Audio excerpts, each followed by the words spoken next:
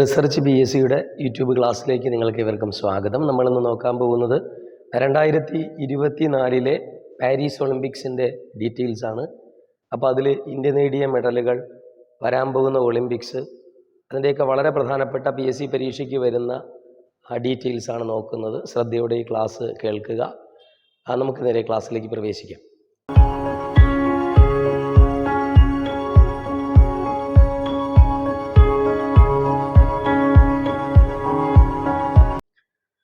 അപ്പോൾ ഒളിമ്പിക്സ് 2020 വേദി ടോക്കിയോ, 2020 വേദി ടോക്കിയോയും 2024 പാരീസ്, അത് ഫ്രാൻസിലാണ്.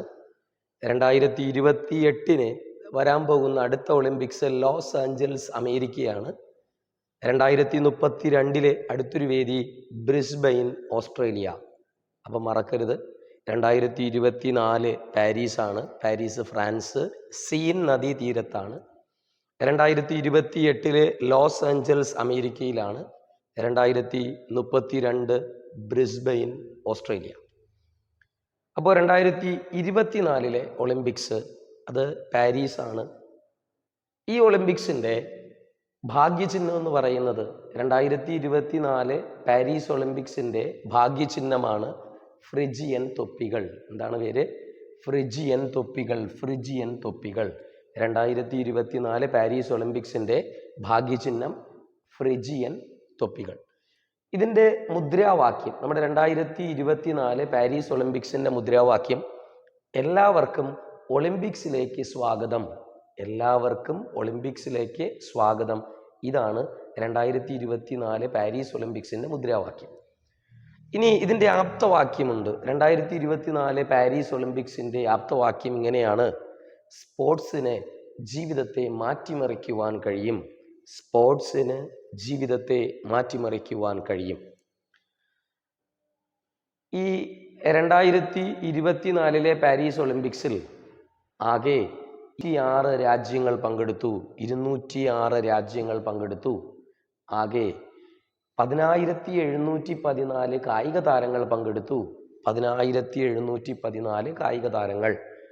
ആകെ 35 വേദികൾ. ആകെ എത്ര വേദികളാണ്? 35 വേദികൾ. ആകെ കായിക ഇനങ്ങൾ 32. ആകെ കായിക ഇനങ്ങൾ 32. പുതുതായി കൂട്ടിച്ചേർത്ത കായിക ഇനമാണ് ബ്രേക്ക് ഡാൻസ്. അപ്പോൾ 2024 പാരീസ് ഒളിമ്പിക്സിൽ പുതുതായി കൂട്ടിച്ചേർത്തത് ബ്രേക്ക് ഡാൻസ് ആണ്. നമ്മുടെ ഇന്ത്യയെ സംബന്ധിച്ച് ഇന്ത്യയിൽ 16 ഇനങ്ങൾക്ക് ഇന്ത്യയിൽ നിന്ന് മത്സരിക്കുന്നുണ്ട്. ഇന്ത്യയിൽ നിന്ന് മത്സരിക്കുന്ന ആകെ ഇനങ്ങൾ 16ഉം അതിൽ 117 കായിക താരങ്ങൾ മത്സരിക്കുന്നു. 117 കായിക താരങ്ങൾ. ഇതിൽ ഏറ്റവും കൂടുതൽ കായിക താരങ്ങൾ 24 പേർ വരുന്നത് ഹരിയാനയിൽ നിന്നുമാണ്. 24 പേർ ഹരിയാനയിൽ നിന്ന് വരുന്നു. നമ്മുടെ 117 കായിക താരങ്ങളെയും നയിച്ച നേതാവ് ഗഗൻ നാരാങ്. ഷൂട്ടിംഗ് താരമായിരുന്ന ഗഗൻ നാരാങ് ആണ് ഈ ടീമിനെ നയിച്ചത്. ഇതിലെ 117 പേരിൽ ഏറ്റവും പ്രായം കുറഞ്ഞ ആളാണ് നിധിൻ ദേസിംഗു. നീന്തൽ താരമായ നിധിൻ ദേസിംഗു. അപ്പോൾ ഏറ്റവും പ്രായം കുറഞ്ഞ ആളാണ് നീന്തൽ താരമായ, പങ്കെടുത്ത ഏറ്റവും പ്രായം കുറഞ്ഞ താരം നീന്തൽ താരമായ നിധിൻ ദേസിംഗു. നമ്മുടെ ഇതിൻ്റെ 2024 പാരീസ് ഒളിമ്പിക്സിൻ്റെ ഉദ്ഘാടകൻ ഫ്രഞ്ച് പ്രസിഡൻ്റാണ്. അദ്ദേഹത്തിൻ്റെ പേര് ഇമ്മാനുവൽ മാക്രോ. അപ്പോൾ ഫ്രഞ്ച് പ്രസിഡൻ്റായിരുന്ന ഇമ്മാനുവൽ മാക്രോ ഉദ്ഘാടനം ചെയ്തു. ഈ നമ്മുടെ ഒളിമ്പിക്സ് ആരംഭിക്കുമ്പോഴുള്ള ഏറ്റവും മുൻനിരയിൽ നിൽക്കുന്ന രാജ്യം എപ്പോഴും അത് ഗ്രീസാണ്. ഏറ്റവും പിൻനിരയിൽ അണിനിരക്കുന്നത് എപ്പോഴും ആതിഥേയ രാജ്യമായിരിക്കും. അപ്പോൾ മുൻനിരയിലുള്ള രാജ്യം എപ്പോഴും ഗ്രീസാണ്. ഇതിൽ നമ്മുടെ ഇന്ത്യൻ പതാക വാഹകർ, അതിൻ്റെ ആരംഭത്തിൽ, ഒളിമ്പിക്സിൻ്റെ ആരംഭത്തിൽ ഇന്ത്യൻ പതാകയുടെ വാഹകർ എന്നറിയപ്പെടുന്നത് 2 പേരെ തിരഞ്ഞെടുത്തിരുന്നു. ഒന്ന് നമ്മുടെ PV സിന്ധു, മറ്റൊരാൾ ശരത് കമൽ. അപ്പോൾ ഇന്ത്യൻ പതാക വാഹകർ 2 പേരാണ്, PV സിന്ധു, ശരത് കമൽ. ഇനി ശ്രദ്ധിക്കണം, നമ്മുടെ ഒളിമ്പിക്സിൻ്റെ ദീപശിഖാ പ്രയാണത്തിൽ പങ്കെടുത്ത ഒരു മലയാളിയുണ്ട്. ആ മലയാളിയുടെ പേര് തിലോത്തമ ഐക്കരേത്ത്. എന്താണ് പേര്? തിലോത്തമ ഐക്കരേത്ത്. ഇനി നമ്മുടെ ഒളിമ്പിക്സ് എല്ലാം അവസാനിച്ചു. അവസാനം നമ്മുടെ പതാകവാഹകർ, അവസാനത്തെ സെറിമണിയിലെ പതാകവാഹകർ Manu Bhaker, PR Sreejesh. Manu Bhaker, PR Sreejesh. Okay. നമ്മുടെ ഈ 2024 പാരീസ് ഒളിമ്പിക്സിൽ മെഡൽ നിലയിൽ 1-ാം സ്ഥാനം അമേരിക്ക. ഒരു പ്രത്യേകതയുണ്ട്, ശരിക്കൊരു ടൈ ബ്രേക്ക് പോലെയായിരുന്നു. 40 സ്വർണ്ണ മെഡൽ അമേരിക്കയ്ക്ക് ലഭിച്ചു, അതേപോലെ 40 സ്വർണ്ണ മെഡൽ ചൈനയ്ക്കും ലഭിച്ചു. അപ്പോൾ സ്വർണ്ണ മെഡലിൻ്റെ കാര്യത്തിൽ തുല്യത അമേരിക്കയും ചൈനയും. എന്നാൽ നമ്മുടെ അമേരിക്ക 40 സ്വർണവും 44 വെള്ളിയും 42 വെങ്കലവും ഉൾപ്പെടെ 126 മെഡൽ നേടി. ഏറ്റവും അധികം മെഡൽ നേടിയ രാജ്യം അമേരിക്ക തന്നെയാണ്. 1-ാം സ്ഥാനത്ത് വന്ന രാജ്യം അമേരിക്ക. 2-ാം സ്ഥാനത്ത് ചൈന എത്തി. ചൈനയ്ക്ക് 40 സ്വർണമുണ്ടായിരുന്നു. അപ്പോൾ ചരിത്രത്തിൽ ആദ്യമായിട്ടാണ് 40 സ്വർണങ്ങൾ നേടുന്നതിൽ ഒരു രാജ്യം രണ്ടാമതാകുന്നത്. അപ്പോൾ ആദ്യം വന്നത് ചൈനയാണ്, ആദ്യം വന്നത് അമേരിക്കയാണ്. അവിടെയും 40 സ്വർണമേ ഉള്ളൂ. പക്ഷേ മെഡൽ നിലയിൽ 1-ാം സ്ഥാനം അമേരിക്ക തന്നെയാണ്, 126 മെഡലുകൾ. ഈ ടൈ ബ്രേക്ക് വ്യവസ്ഥയിലും 1-ാം സ്ഥാനം ആർക്ക് തന്നെ വന്നു? അമേരിക്കയ്ക്ക് വന്നു. 2-ാം സ്ഥാനം ചൈന. ചൈനയ്ക്ക് 40 സ്വർണം, 27 വെള്ളി, 24 വെങ്കലം, അങ്ങനെ 91 മെഡലോടെ ചൈന 2-ാം സ്ഥാനത്തെത്തുകയും 3-ാം സ്ഥാനത്ത് ജപ്പാൻ 20 സ്വർണവും 12 വെള്ളിയും 13 വെങ്കലവുമായി 45 മെഡൽ നേടി ജപ്പാൻ 3-ാം സ്ഥാനത്തും ഓസ്ട്രേലിയ 4-ാം സ്ഥാനത്തും എത്തി. 18 സ്വർണവും 19 വെള്ളിയും 16 വെങ്കലവും ഉൾപ്പെടെ 53 മെഡൽ ഓസ്ട്രേലിയ നേടി 5-ാം സ്ഥാനം ആതിഥേയ രാജ്യം കരസ്ഥമാക്കി. 5-ാം സ്ഥാനം ഫ്രാൻസിനായിരുന്നു. 16 സ്വർണവും 26 വെള്ളിയും 22 വെങ്കലവും നേടി 64 മെഡലോടെ 5-ാം സ്ഥാനത്ത് ആതിഥേയ രാജ്യമായ ഫ്രാൻസായി. മെഡൽ നിലയിൽ നമ്മുടെ ഇന്ത്യയുടെ സ്ഥാനം ഇത്തവണ 71. മെഡൽ നിലയിൽ നമ്മുടെ ഇന്ത്യയുടെ സ്ഥാനം വളരെ പ്രധാനമാണ്, 71. ആകെ 6 മെഡലുകൾ കരസ്ഥമാക്കി. ഇത്തവണ സ്വർണം ലഭിച്ചില്ല. 1 വെള്ളിയും 5 വെങ്കലവും, അങ്ങനെ 6 മെഡലുകൾ ഇന്ത്യ നേടി. ടോട്ടൽ 6 മെഡലുകൾ. നമ്മുടെ 2024 പാരീസ് ഒളിമ്പിക്സിൽ ആദ്യമായൊരു മെഡൽ, പക്ഷെ ആദ്യമായി ലഭിച്ച മെഡൽ വെങ്കലമെന്നേ ഉള്ളൂ. ആദ്യ മെഡൽ നേടിയ രാജ്യം കസാക്കിസ്ഥാനാണ്. ആദ്യ മെഡൽ വെങ്കല മെഡലാണ്. വെങ്കല മെഡൽ ഉറപ്പിച്ച രാജ്യമാണ് കസാക്കിസ്ഥാൻ. എന്നാൽ ആദ്യ സ്വർണ്ണ മെഡൽ കരസ്ഥമാക്കിയ രാജ്യം ചൈന. ആദ്യമായി 2024 പാരീസ് ഒളിമ്പിക്സിൽ ആദ്യ സ്വർണ്ണ മെഡൽ നേടിയ രാജ്യം അത് ചൈന. നമ്മുടെ ഇന്ത്യക്ക് വേണ്ടി ഈ 2024 പാരീസ് ഒളിമ്പിക്സിൽ ആദ്യ മെഡൽ വെങ്കലം തന്നെയാണ് ആദ്യം കിട്ടിയത്. ആദ്യ വെങ്കല മെഡൽ ലഭിച്ചത് ഷൂട്ടിങ്ങിൽ നിന്നുമായിരുന്നു. മനു ഭാക്കർ, ഹരിയാനക്കാരിയാണ്. മനു ഭാക്കറിനാണ് കിട്ടിയത്. മനു ഭാക്കർ പ്രത്യേകതയുണ്ട്.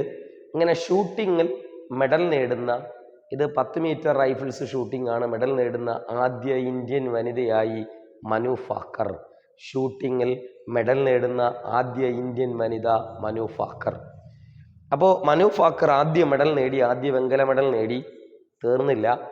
ഇത്തവണത്തെ ഒളിമ്പിക്സിൽ 2 മെഡൽ നേടിക്കൊണ്ട് നമ്മുടെ ഒളിമ്പിക്സ് ചരിത്രത്തിൽ ഒരു ഒളിമ്പിക്സിൽ തന്നെ 2 മെഡൽ നേടുന്ന ആദ്യ ഇന്ത്യൻ താരമായി മനു ഭാക്കർ. ഒരു മിക്സഡ് ഡബിൾസ് ഇനം പോലെ ആ ഒരു ടീമിനത്തിൽ മനു ഭാക്കറിന്റെ പങ്കാളിയായിരുന്നു സരബ്ജോത് സിംഗ്.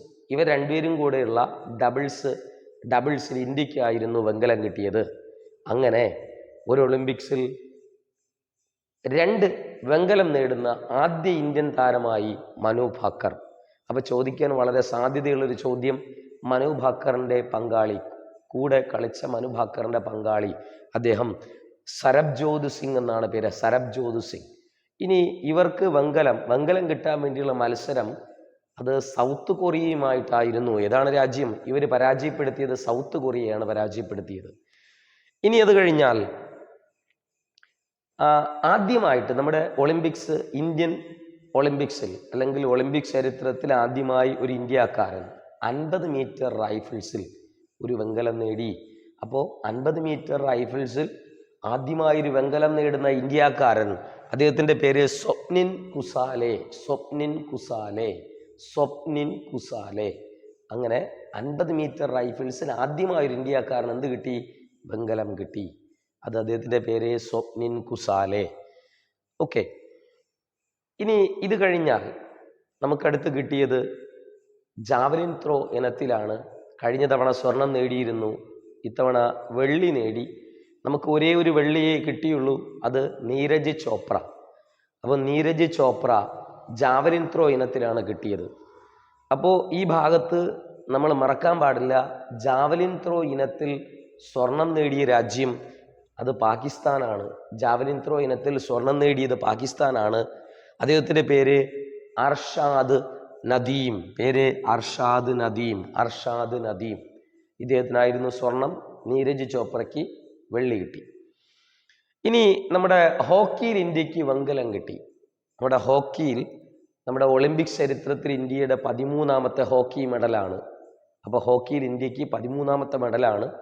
നമ്മുടെ ഈ ഹോക്കി ടീമിൻ്റെ ക്യാപ്റ്റൻ ഹർമാൻ പ്രീത് സിംഗ് ആണ്. പേരെന്താണ്? ഹർമാൻ പ്രീത് സിംഗ്.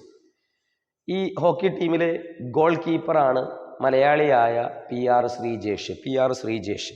ഇദ്ദേഹം ഒളിമ്പിക്സ് തുടങ്ങുന്നതിന് മുൻപ് തന്നെ പറഞ്ഞിരുന്നു, ഒളിമ്പിക്സ് കഴിയുമ്പോൾ ഹോക്കിയിൽ നിന്ന് വിരമിക്കുമെന്ന് പറഞ്ഞിരുന്നു. അങ്ങനെ ഒരു വെങ്കല മെഡൽ ഇന്ത്യക്ക് വേണ്ടി നേടി. അതിൽ നിർണായക പങ്ക് വഹിച്ച വ്യക്തിയാണ് PR ശ്രീജേഷ്.